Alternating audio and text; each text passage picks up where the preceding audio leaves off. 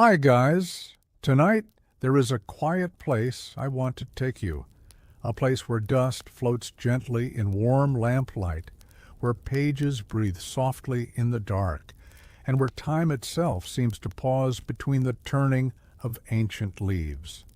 This is a story about a library standing at the edge of destruction and a single scholar who refused to let memory burn away into silence. Before we begin, take a moment to settle in. If you're listening from the U.S., Europe, or somewhere else in the world, perhaps late at night, near midnight, or in the early hours of the morning, I invite you to relax, breathe slowly, and let the day fade behind you. If you enjoy stories like this, don't forget to like, subscribe, and leave a comment about where you're watching from and what time it is right now. Get comfortable, let your shoulders soften, and prepare to drift gently into this tale, because our story is just beginning. The library had a sound that only the truly patient could hear. It was not silence exactly, but a living hush, like the steady breathing of something ancient and wise. Shelves rose high into shadowed arches, their wooden frames darkened by centuries of touch. The air carried the scent of old ink, dry parchment, and faint smoke from oil lamps that never fully went out. Here, time did not march forward, it drifted. At the center of this quiet world moved the last guardian. His steps were slow and careful, as though he feared disturbing the thoughts sleeping inside the books. Each volume he passed held a life, poems whispered by forgotten lovers, maps of vanished cities, philosophies written by hands long turned to dust. He knew them not as objects, but as fragile souls bound in leather and thread. Outside these walls, the empire's banners snapped in the wind, and rumors of fire traveled faster than messengers. Cities fell, temples burned. Knowledge, once revered, was now considered dangerous. Yet inside the library, candles still glowed softly, and the guardian continued his work, repairing cracked spines, copying fading words, and listening for the library's breath. Sometimes doubt crept in like cold through stone. He wondered how one person could stand against an empire's hunger for control and erasure. But hope lived here too, tucked between margins and hidden in footnotes. As long as even one book remained, memory would survive. And as long as memory survived, so would the quiet promise that darkness could not last forever. Every dawn, though dawn rarely reached the high windows of the library, the guardian began the same quiet ritual. He would pause at the threshold, rest his palm against the cool stone, and breathe once deeply, as if greeting an old friend. Only then would he step inside, carrying with him a small bundle of tools, linen cloths, a bone folder worn smooth with use, a vial of ink mixed by his own careful hand. He moved from table to table, unwrapping fragile manuscripts as gently as one might wake a sleeping child. Cracks in parchment were soothed with patience, never hurried. Fading letters were traced again, not to replace the original hand, but to preserve its whisper. Each stroke was an act of devotion, a promise that the thoughts of the past would not be abandoned, simply because the world had grown louder and crueler. As the hours passed, light shifted across the floor in thin golden lines. Dust drifted slowly, dancing in silence. Beyond the walls, boots marched, and orders were shouted. But inside the library, the only sounds were turning pages and the soft rasp of breath. The guardian felt fear, yes, fear that one day the doors would be forced open, but he also felt a steady calm. This work mattered. It anchored him, reminding him that even in times of loss, creation and care were still possible. Sometimes he paused to read a single passage aloud, letting the words echo faintly among the shelves.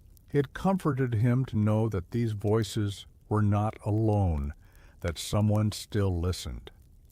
In those moments, hope settled around him like a warm cloak, fragile yet enduring. The first rumor arrived on the breath of a traveler who had slipped through the city gates before nightfall. He stood at the library's entrance, cloak dusted with gray, eyes hollow with exhaustion. He spoke softly, as if afraid the words themselves might ignite. Libraries in the South had already burned, he said.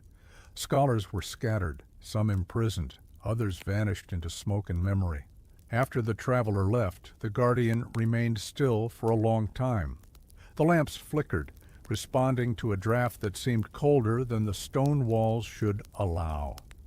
He felt the weight of the shelves pressing inward, not with threat, but with trust, as though the books themselves sensed the danger and leaned closer to him. That night, sleep came slowly. He lay on a narrow cot between towering stacks, listening to the wind outside and the settling of old wood. Fear crept into his thoughts, but it did not rule them. Instead, it sharpened his resolve. If fire was coming, then time was suddenly precious. Every copied page, every hidden manuscript, every repaired binding became an act of quiet defiance. By morning he began to move differently, more purposefully yet still calm. He selected the most irreplaceable works, the ones that could not be rewritten from memory alone. These he wrapped carefully, preparing them for a journey he hoped they would never have to take. In his chest, worry and hope intertwined, slow and steady, like two voices learning to breathe together. Behind the tallest shelves, where the ceiling dipped low and shadows gathered thickly, there was a place few remembered. The guardian had discovered it years ago while repairing a collapsed rack, an irregular stone seam nearly invisible unless touched in just the right way. When pressed, it yielded with a sigh, revealing a narrow passage that smelled of earth and age. He lit a single lamp and stepped inside. The chamber beyond was small but steady, carved directly into bedrock, safe from flame and noise alike. Its walls were cool, patient, unchanged by centuries of turmoil.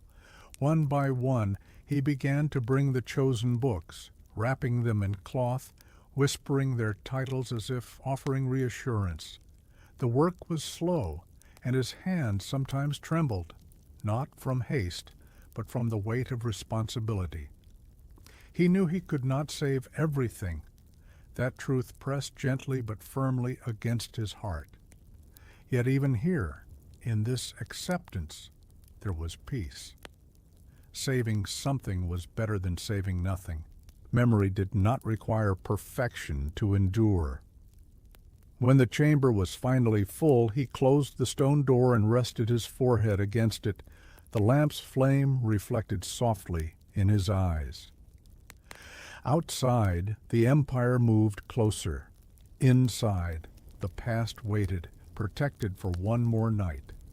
The sound came just after dusk, a rhythm out of place among the soft creaks of wood and settling stone. Footsteps, measured, armored. They echoed faintly through the outer hall, carried along corridors that had known centuries of quiet study. The guardian did not freeze. Instead, he closed his eyes for a moment, breathing in the familiar scent of ink and dust, letting it steady him. He extinguished half the lamps, leaving the light dim and unassuming, as though the library were already surrendering to sleep. Then he straightened a stack of books, smoothing their spines with a gentle hand, a final gesture of care before turning to face whatever came next.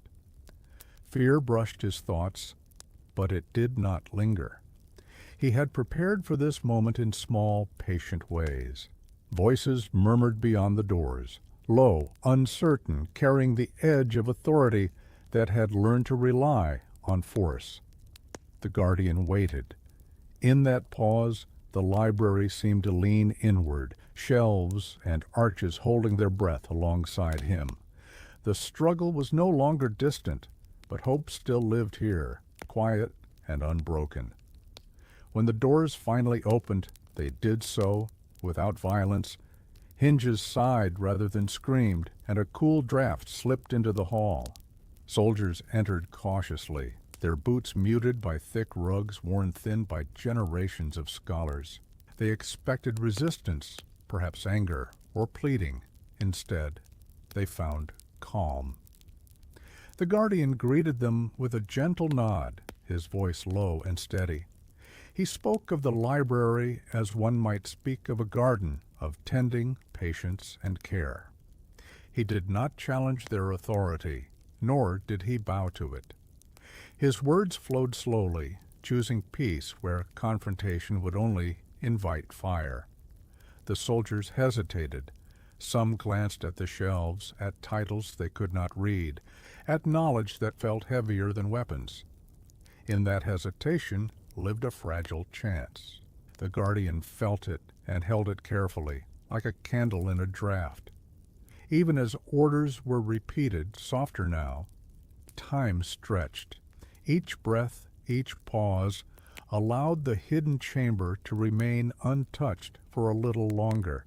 Struggle hovered close, but hope still whispered through the stacks, patient and enduring. One soldier stepped forward, younger than the rest, his armor still bearing the shine of recent forging.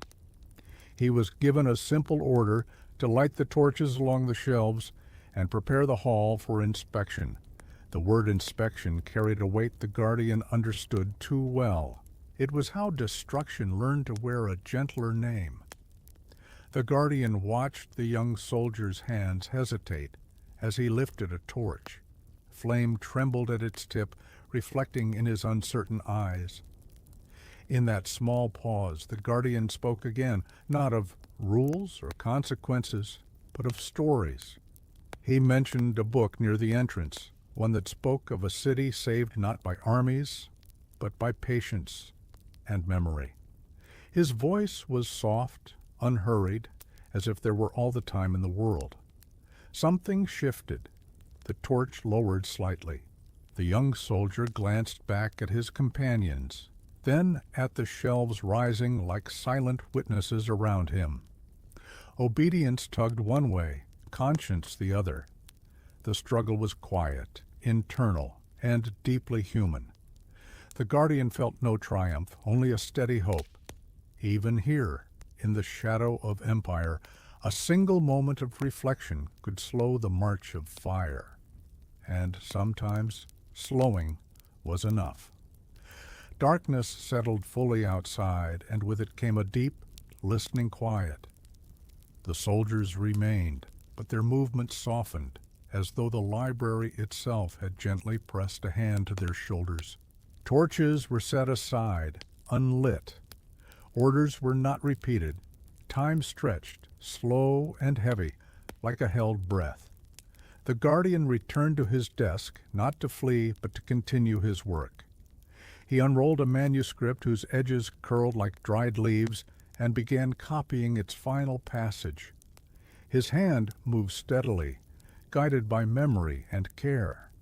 Each letter felt like a small promise placed gently into the future. Around him, shadows shifted, but they did not threaten. The empire waited outside. The fire waited somewhere else. Inside, words continued to live. Hope did not shine brightly here. It glowed low and constant, refusing to go out. Near midnight, the commander finally spoke again. His voice was quieter now, worn thin by hours of waiting. He looked not at the guardian, but at the shelves, at the countless spines that seemed to watch him in return. There were no written orders for moments like this, no clear rules for deciding the fate of so much silence. The guardian met his gaze calmly.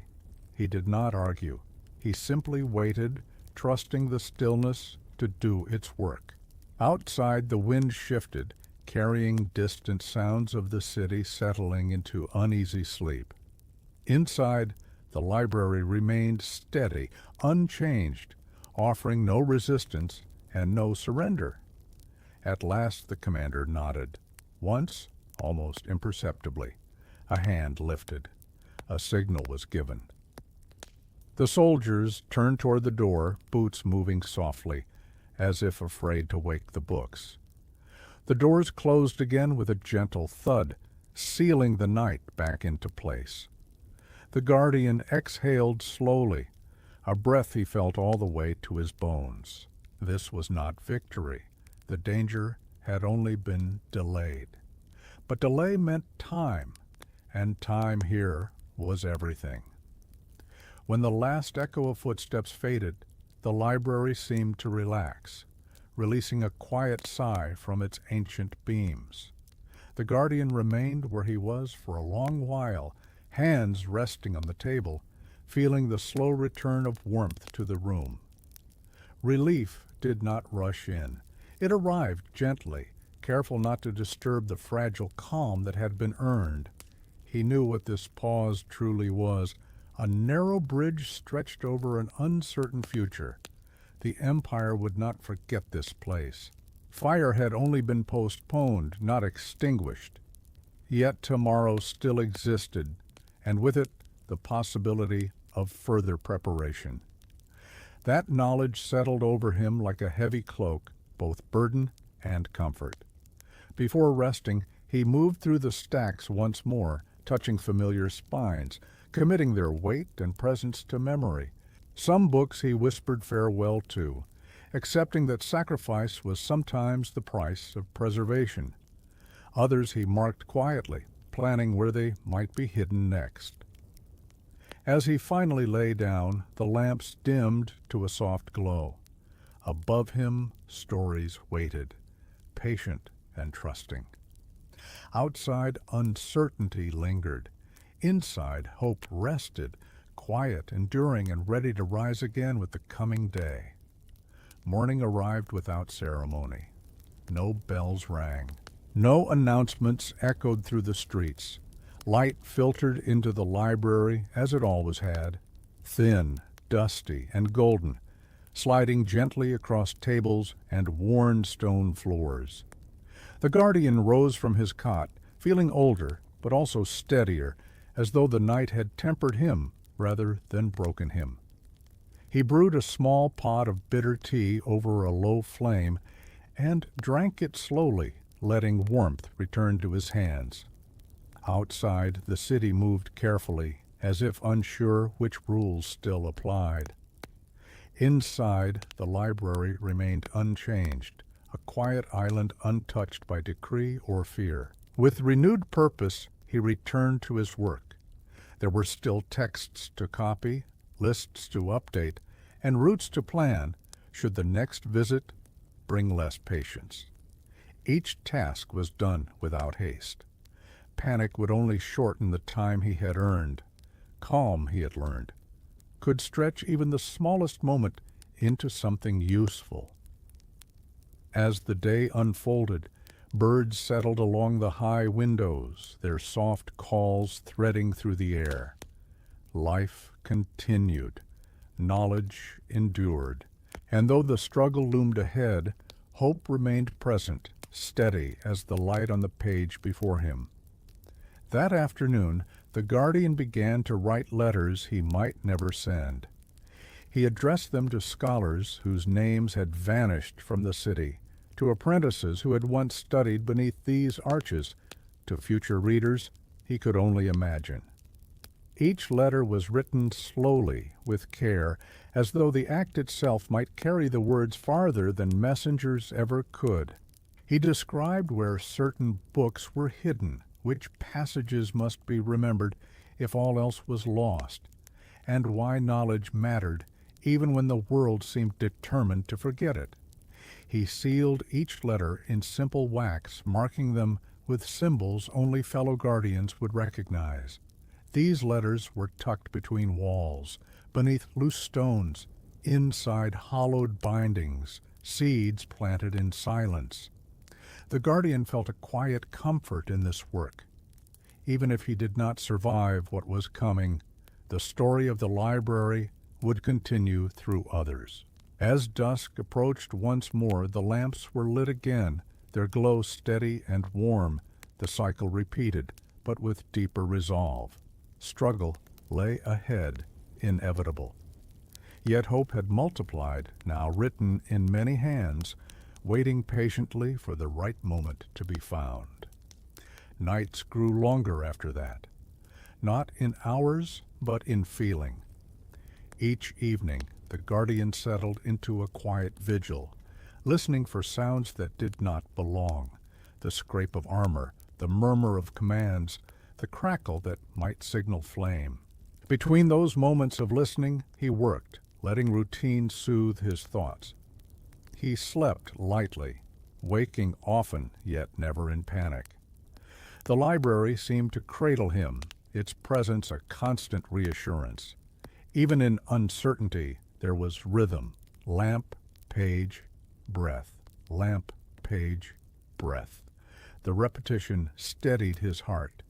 Sometimes memories surfaced of his first day here, when the shelves had seemed impossibly tall and his hands too clumsy to handle such fragile things.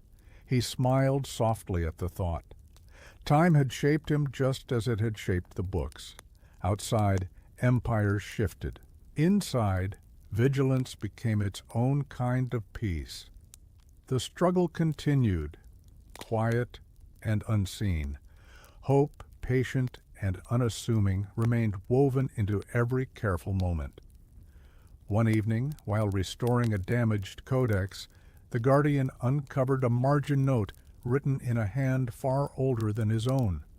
The ink had faded to a soft brown, but the words were still legible, a quiet reflection from a scholar who had lived through another age of collapse. It spoke of cities falling, of fires rising, and of the belief that knowledge would surely be lost forever. Yet, beneath that, written later in steadier strokes, was a single line of hope. Still, someone reads this now. The guardian paused, his fingers resting lightly on the page. The realization settled gently within him. He was not alone, not truly. Others had stood where he stood, feeling the same fear, carrying the same responsibility. They had endured, not through force, but through care and patience. He continued his work with renewed calm. The past was speaking to him, reminding him that even when destruction seemed inevitable, continuity was possible. The library was not just a building. It was a conversation across centuries, and tonight he was one of its voices. As weeks passed, the air itself seemed to change. There were more fires in the city now, controlled ones the empire claimed, yet the scent of smoke drifted everywhere, thin and persistent. Ash sometimes settled on the library steps like pale snow, melting away by morning. The guardian swept it gently aside, careful not to carry even a trace inside. He adjusted his routines to the rhythm of danger. Manuscripts were rotated, caches checked, paths rehearsed in his mind until he could walk them in darkness. Still, he refused to rush. Haste, he knew, was how mistakes were born. Instead, he let patience guide him, trusting that steadiness could outlast flame. At night, the lamps burned lower to conserve oil. Shadows deepened between the shelves, but they felt familiar now, companions rather than threats. The guardian read softly to himself, choosing passages about renewal, about forests returning after fire, about memory surviving ruin. The words warmed him more than the lamps ever could. This was the ember season, a time when everything felt close to ending, yet stubbornly refused to do so. The struggle pressed nearer, undeniable, and still hope remained, glowing quietly, waiting for the moment it would be needed most. The day the sky darkened, did not begin with alarm. It began with an odd stillness, as though the city itself had paused to listen. Light entered the library late and thin, filtered through a haze that softened every edge. The guardian noticed it immediately, the way colors dulled, the way shadows lingered longer than they should. By midday, ash drifted down in slow, spiraling patterns, visible even through the high windows. Somewhere beyond the walls, something large was burning. He did not need to be told what it was. The Empire had finally turned its attention fully inward, purging what it could not command. The guardian moved calmly, though his heart beat heavier now. He opened the hidden chamber, checking each bundle, each wrapped promise. His fingers lingered on the cloth, grounding himself in the texture, the reality of what still existed.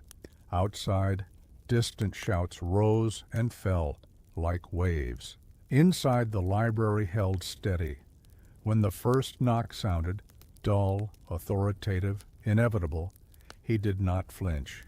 He closed the chamber, smoothed his robe, and stepped into the main hall. The struggle had arrived at the door at last. Yet even now, hope remained with him, not as defiance, but as quiet readiness. The doors opened more forcefully this time, wood groaning under the weight of intent. Smoke followed the soldiers inside, clinging to their cloaks and hair, a sharp contrast to the familiar scent of parchment and oil. Their faces were tighter now, less uncertain, shaped by hours of carrying out commands they no longer questioned aloud. The guardian stood where he had stood before, hands empty, posture calm. He felt the heat of the outside world pressing in, yet the hall remained cool, as if the stone itself wished to shield what it could. When the commander spoke, his voice was strained, worn thin by firelight and duty. This place would be searched. Certain materials would be destroyed.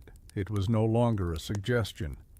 The guardian answered with care, choosing each word as though it were a fragile page. He spoke of usefulness, of records that helped the Empire govern, of histories that explained roads, harvests, and borders. He did not lie, but he guided attention gently, like a hand guiding a flame away from dry grass. As soldiers moved through the aisles, their boots echoing softly, the guardian walked with them, offering explanations, opening harmless volumes, redirecting curiosity where he could. Each step felt like crossing thin ice, slow, balanced, deliberate.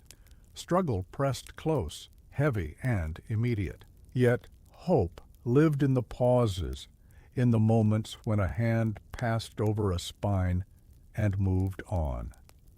The library did not resist. It endured. Hours passed inside the library, measured not by clocks, but by the slow movement of men and smoke. Some shelves were pulled apart, their contents examined with impatient hands. A few volumes were taken, deemed harmless enough to be used elsewhere, or unimportant enough to be lost. The guardian felt each removal like a small ache, but he did not show it. Survival, he knew, often required choosing which pain to accept. The hidden chamber remained unseen. Its door stayed silent, sealed behind stone and shadow, indistinguishable from the wall itself. Fire searched for spectacle, for banners, for symbols, for obvious defiance. It did not understand quiet devotion or careful absence. What had been hidden with patience was invisible to urgency. At one point, a soldier paused near the false seam, resting a hand against the stone. The guardian's breath slowed, deepened. He said nothing. The moment stretched, thin and delicate. Then the hand fell away, attention drawn elsewhere by a shouted order. Relief did not rush in. It settled gently, like dust after disturbance. The library had lost something, yes, but it had kept what mattered most. Memory had slipped through the grasp of power once again. As evening approached, the soldiers withdrew, leaving behind silence and the faint smell of smoke. The guardian stood alone among the shelves, exhaustion washing over him in the quiet waves. The struggle had taken its toll, and still, hope remained, untouched, waiting in the dark. When the doors finally closed, the guardian did not move at once. He stood among the shelves, listening to the way silence slowly returned, reclaiming its place inch by inch. Outside, the city crackled faintly, fires settling into embers, voices hoarse from shouting orders into the smoke. He began his careful walk through the library, noting what had been taken, what had been disturbed, and what remained untouched. Some shelves stood thinner now, their gaps like missing teeth, but the structure still held. The heart of the collection, the knowledge that could not be replaced, rested safely behind stone. As night deepened, he lit fresh lamps and opened windows just enough to let the smoke drift out. Cool air followed, carrying with it the distant scent of rain. The contrast was gentle, almost kind. For the first time in days, his shoulders loosened. He sat at his desk and wrote again, not lists this time, but reflections. He wrote of fear survived, of patience rewarded, of the quiet strength found in choosing care over confrontation. These words, too, became part of the library's memory. The struggle had passed for now, leaving scars but not ruin. Hope, calm and unbroken, settled once more into the familiar spaces between pages. Rain came in the early hours, soft and steady, as if the sky itself were offering comfort. The sound of it tapping against stone and glass wove gently through the library, washing the lingering scent of smoke from the air. The guardian listened from his desk, eyes half closed, letting the rhythm slow his thoughts. With the danger momentarily eased, he allowed himself to rest, not sleep, but a deep stillness. In that quiet, he felt the presence of those who had come before him, all the unseen guardians who had chosen preservation over power. Their endurance seemed to flow through the walls, through the shelves, through him. By morning, puddles reflected pale light in the courtyard, and the city moved more softly than it had in days. The guardian returned to his work repairing what had been disturbed, restoring order where chaos had briefly intruded. Each small act of care felt like stitching a wound closed. The struggle was not over, it never truly would be, but rain had cooled the embers and time had been won again. Hope lingered, refreshed and quiet, ready to endure whatever came next. In the days that followed, people began to return, carefully, quietly, as if afraid the peace might shatter at the sound of their own footsteps. A former student arrived first, then an old map maker, then a woman who carried a single damaged book wrapped in cloth. None spoke loudly. None asked questions that could not be answered with a look. The guardian welcomed them with the same calm he offered the shelves. He showed them where to sit, where the light fell best, how to handle the pages with patience rather than urgency. No announcements were made. No banners were raised. What survived here did so through whisper and example. Soon the library felt alive in a new way, not bustling, but gently inhabited. Knowledge moved hand to hand again, cautiously, respectfully. The guardian watched this with quiet gratitude. Even if the library were someday lost, its spirit was already spreading beyond stone walls. As evening settled, he returned to the hidden chamber one last time that week, checking the seals, the bundles, the promises resting in darkness. He closed the door with steady hands. The struggle had shaped him, but it had not hardened him. Hope had learned to speak softly and to travel far. One quiet evening, as the light thinned and the lamps began their gentle glow, the guardian did something he had not done before.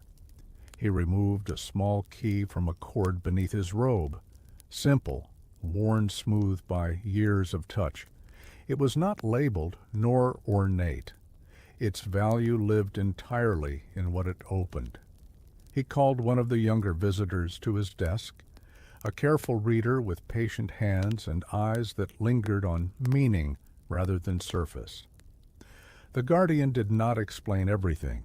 He spoke instead of listening, of waiting, of knowing when to act and when to remain still. Then, without ceremony, he placed the key into the other's palm.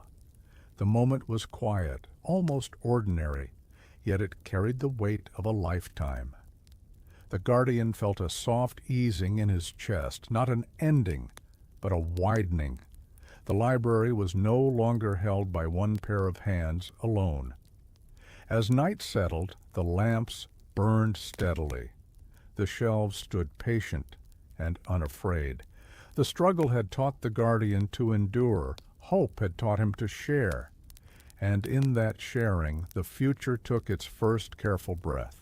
The guardian began to notice the small signs first, the way his hands stiffened in the morning, the way his breath shortened after climbing the narrow steps between levels. He did not resist these changes. He greeted them with the same patience he had learned from the books, accepting that all things, even devotion, lived within the body's limits. He adjusted his days accordingly. Longer pauses, more time sitting near the windows where the light was kindest. Others now carried books to and from the desks, moving with the same care he had once taught them. Watching this, he felt no loss, only gratitude.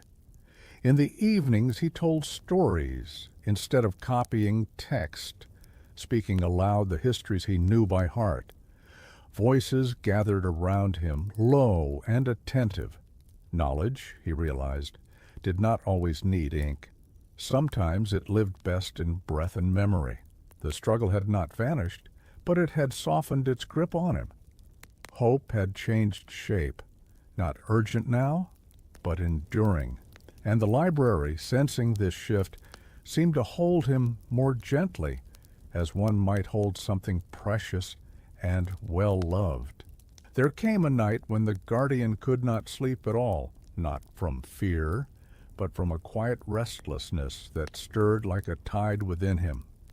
He rose slowly and walked the familiar paths between the shelves, letting his fingertips brush the spines he knew as well as his own name. The library felt different now, fuller somehow, as if it were remembering itself. He paused in places where important moments had unfolded. The table where he had first learned to mend a torn page, the aisle where he had once stood calmly before fire and armor, the stone seam that hid what must never be seen. Each place seemed to hold an echo, not loud, but warm. The library had absorbed his care and returned it, shaping itself around the choices he had made. He sat beneath the highest arch and listened. No footsteps approached, no alarm stirred, only the slow, steady presence of knowledge at rest. In that stillness he understood something simple and profound. Even if he were to leave tomorrow, the library would continue to remember how to endure. The struggle had written lines on his face and weariness in his bones.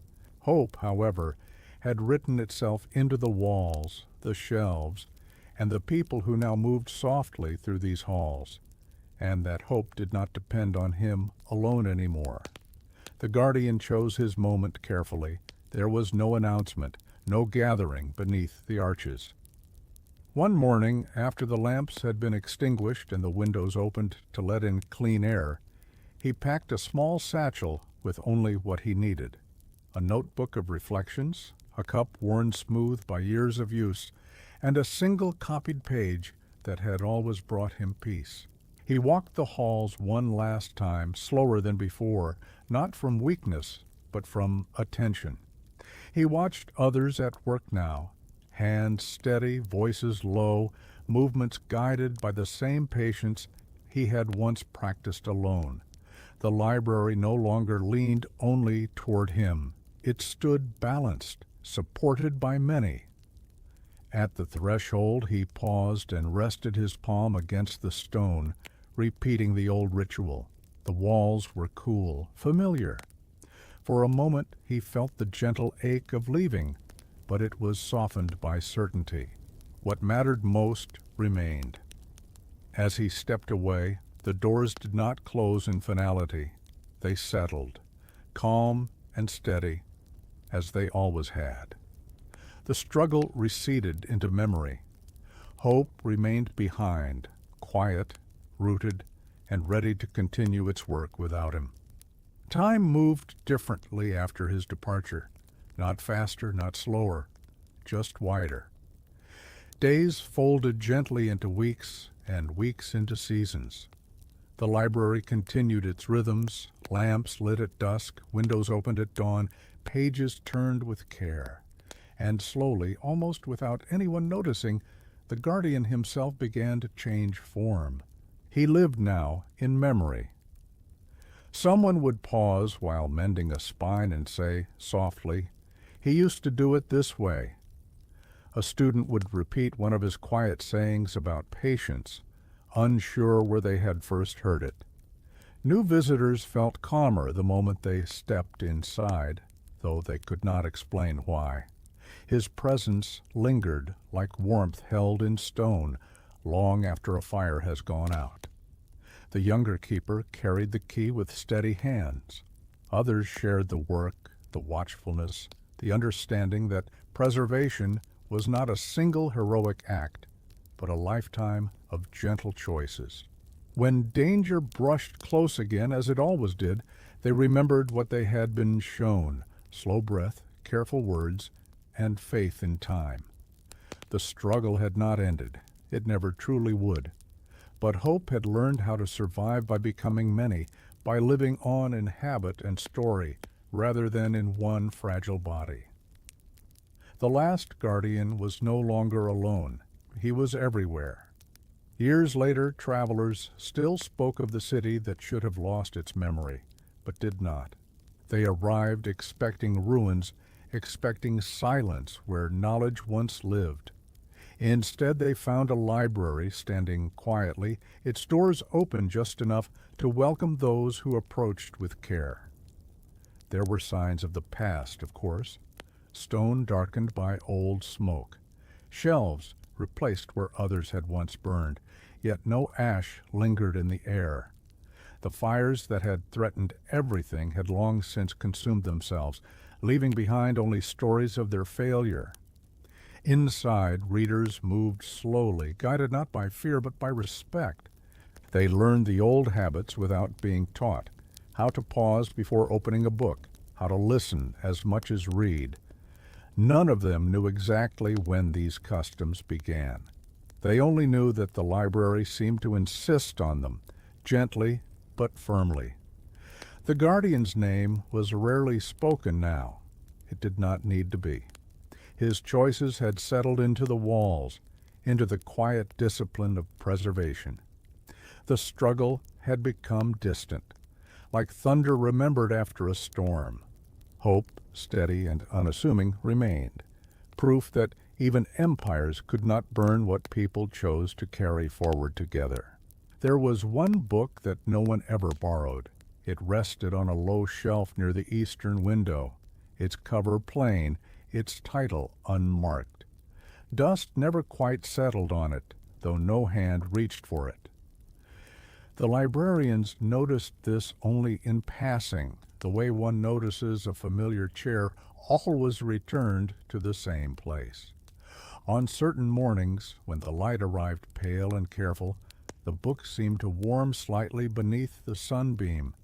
Pages within it shifted, almost imperceptibly, as if responding to breath. Those who passed nearby felt a gentle easing in their chest, a sense that whatever they were carrying could be set down for a while.